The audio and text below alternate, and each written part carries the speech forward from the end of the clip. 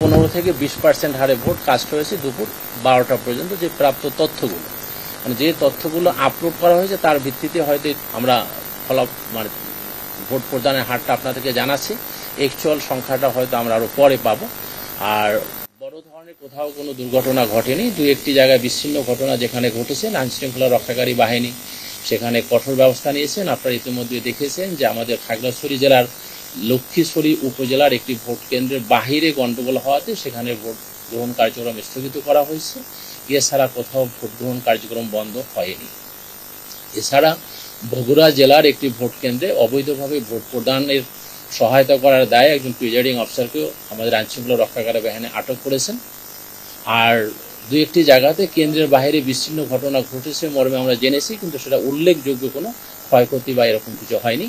তবে যে বিষয়টি আপনারা সকলেই জানেন, আপনাদের মিডিয়াতেও চলে এসেছে, সকালে ব্যালট পেপার পৌঁছে দিয়ে ময়মনসিংহ জেলার একটি উপজেলার দায়িত্ব পালনের ক্ষেত্রে পার্শ্ববর্তী উপজেলার ইউনো ছিলেন ঈশ্বরগঞ্জের, ওনার গাড়িটি বাসের সাথে সংঘর্ষ হয়, সেখানে উনি গুরুতর আহত হয় এবং উনি এখন হাসপাতালে আছেন।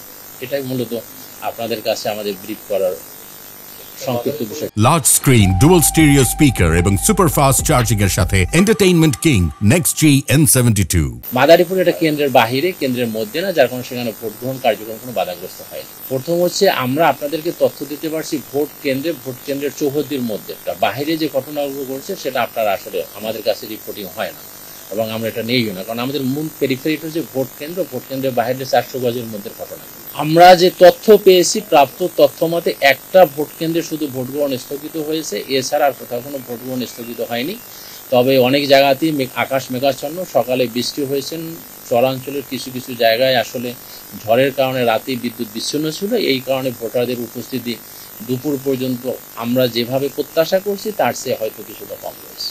মাত্র 12টা পর্যন্ত তথ্য আছে, এরপরে ভোট গ্রহণ 4টা পর্যন্ত চলবে এবং বাংলাদেশের যে ভোট প্রদানের রেশিওটা আমরা সবসময় দেখি, দুপুর 2টা থেকে 4টার পরই ভোট প্রদানের হারটা বেড়ে যায়, কারণ যারা মাঠে কাজ করে তারাও ভোট গ্রহণের শেষে বিকালের দিকে আসে। সুতরাং আমরা আপনাদেরকে 5টার দিকে মোটামুটি একটি চিত্র বলতে পারবো এবং তখন এই বিষয়টি মাননীয় কমিশন আপনাদেরকে জানাতে পারবে। ওখানে আল্লাহ রহমতে আমরা যতটুকু ভয়ে ছিলাম যে হয়তো ইভিএম যথাযথভাবে কাজ করবে না, কিন্তু আল্লাহ রহমতে ইভিএম নিয়ে কোথাও কোনো ধরনের ইভেন ভোট গ্রহণ শুরু করতে বিলম্ব হয় না, কিন্তু সেখানে শুরু হয়েছে। বাট যে ইগুলো ছিল আমরা রাত্রে কাজ করেছি, রাত্রে কাজ করে ভোট কেন্দ্রগুলোতে আমাদের মেশিনগুলোকে পর্যাপ্তভাবে ঠিক করা হয়েছে। বাট আমাদের কর্মীদেরকে রাত পর্যন্ত কাজ করতে হয়েছে, কোথাও রাত 2টো পর্যন্ত তাদেরকে মেশিনগুলোকে অপারেটর করার জন্য কাজ করতে হয়েছে, মর্মে আমাদেরকে কোথাও জানিয়েছে যে আল্লাহর অশেষ সহমতে আপনাদের দোয়ায় জনগণের কি বলা যেতে পারে স্বতঃস্ফূর্ত উপস্থিতি বা অংশগ্রহণের মাধ্যমে আমরা এই পর্যন্ত বলতে পারি যে দুপুর 12টা পর্যন্ত আমাদের 6ষ্ঠ উপজেলা পরিষদ সাধারণ নির্বাচনে ভোট গ্রহণ